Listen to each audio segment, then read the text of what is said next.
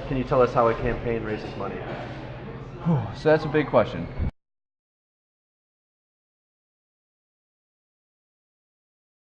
You get the candidate to personally ask your big dollar donors for... So this is the primary source of income? That is the most efficient and the most effective. You'll see a candidate call, if they're disciplined, anywhere from 20 to 25 hours a week, if not more. The public financing system is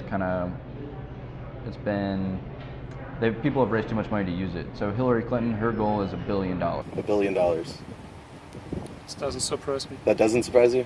No? Oh. For this race. Wow. So they're raising anywhere from, I think her last month she raised $82 million. Since the 1950s, there are several types of governmental financing. 1/3 comes from direct governmental financing, and additional 40% comes from membership fees, and the last third is from donations. Of your race, social media can be a tremendous asset for you. It's like the faucet's been turned on, and it might not gush all the time, but it'll definitely drip. And outside of that, your other fundraising tools are going to be mailers, getting actually in people's mailboxes, and fundraising and events.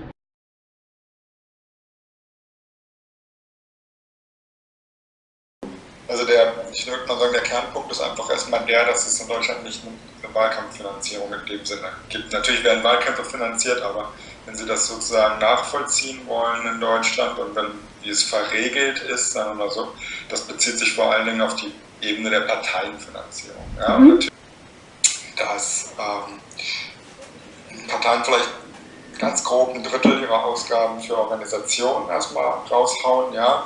Parteizentrale, keine Ahnung, Mitarbeiter, nee, das ist glaube ich sogar noch mal extra. Okay. 1/3 läuft für Personal, ja, das kostet auch einfach eine Menge, die haben ja auch einiges an Angestellten, also 1/3 Organisation, ja, laufende Kosten, bla bla bla, und 1/3 sind dann nur Wahlkampf. Okay. Ja. Every dollar that I can spare that's not necessary somewhere else will go towards advertising. So usually, like Hillary Clinton's race, they spent $32 million on TV ads in the last month, so that's a tremendous outlay for advertising. Much more likely to be indicted for corruption in the media than in a courtroom, and it's something that a campaign, when they spend their money, has to be very careful about. Right? How is it going to be perceived? Because it's another part of advertising. And we have a tremendous amount of discretion on how we want to spend it. The one thing we can't do is we can't directly enrich the candidate himself.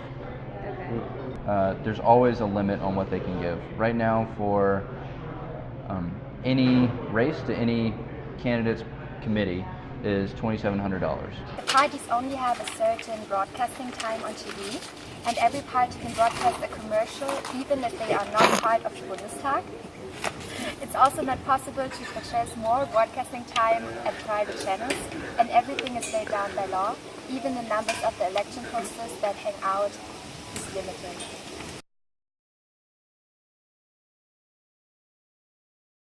Do you know, in comparison, what the CDU would spend for one of their election cycles? 100 million, perhaps. It's closer to like 30 million. 30 million. So 30 million versus for an entire party versus America. The election is a big show.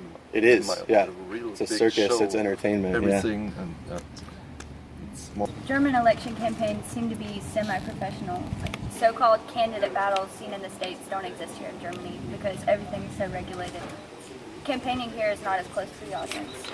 The German system is very much, you take one job and you slowly work up to the next job and then the next one, and you get to where you're going eventually, and the elections are short. Both systems have their inequities and their inherent fairness, but the American system does a good job of saying if you can be organized and disciplined, then you have a chance no matter where you're coming from if your message is strong enough to get out there.